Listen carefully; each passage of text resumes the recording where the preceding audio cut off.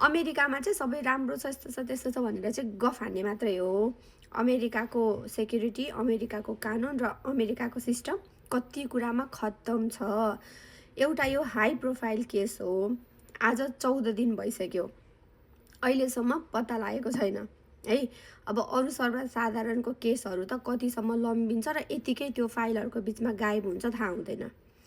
सभाना गथ्री ऊ चाहिँ NBC न्युजको, NBC टेलिभिजनको टुडे सो भनेर मर्निङमा आउँछ, त्यसको चाहिँ को एङ्कर हो। यहाँ फोटो छ। उसको मम्मी आमा 84 वर्षको न्यान्सी गथ्री एरिजोनाबाट चाहिँ जनवरी 31 देखिबाट हराएको। आज 14 दिन भइसक्यो होइन, अहिलेसम्म नि भेटाउन सकेको छैन।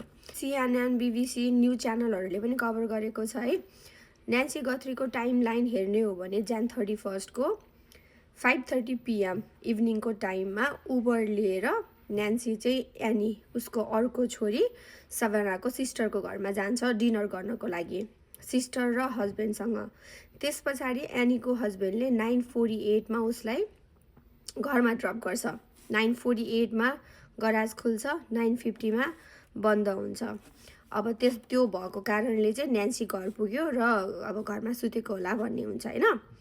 उसको घरमा भएको डोरबेलको क्यामेरा चाहिँ 1:47 AM मा चाहिँ डिस्कनेक्ट हुन्छ।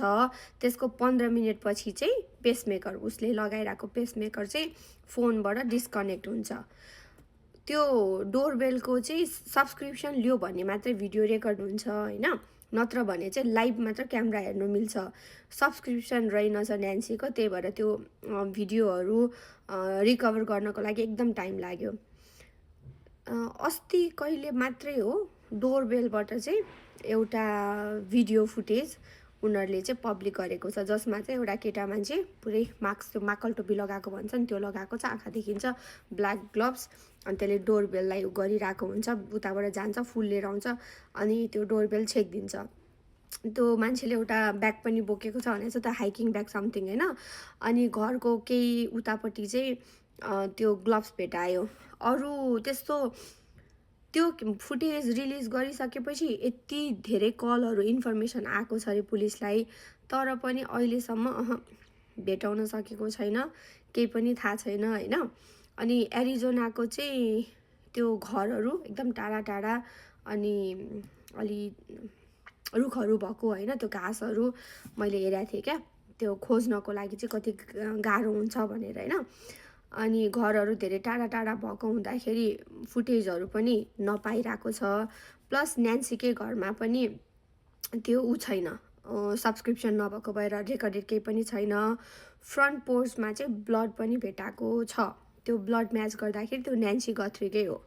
सो यो चाहिँ यति हाई प्रोफाइल केस हो किनभने नेसनल टिभीको को एङ्कर उसको मम होइन, जताततैबाट कभरेज पाएको छ, तर पनि अहिलेसम्म लोकेट गर्न सकेको छैन। उसको ऊ अलाइभ छ, अलाइभ छैन, हेल्थ कन्डिसन के छ के छैन, कसले लग्यो, किन लग्यो, किडन्याप गर्यो कि के गर्यो। सो अरू सानोतिनो केसहरू त्यस्तो भयो भने अरू सर्वसाधारणको त होइन कहाँ हराउँछ। अब न्यान्सी गथ्री चाहिँ टु ओल्ड, 84 भनेपछि होइन। त्यस्तो केही अवस्था थाहा भयो भने म फेरि अपडेट गराउँछु।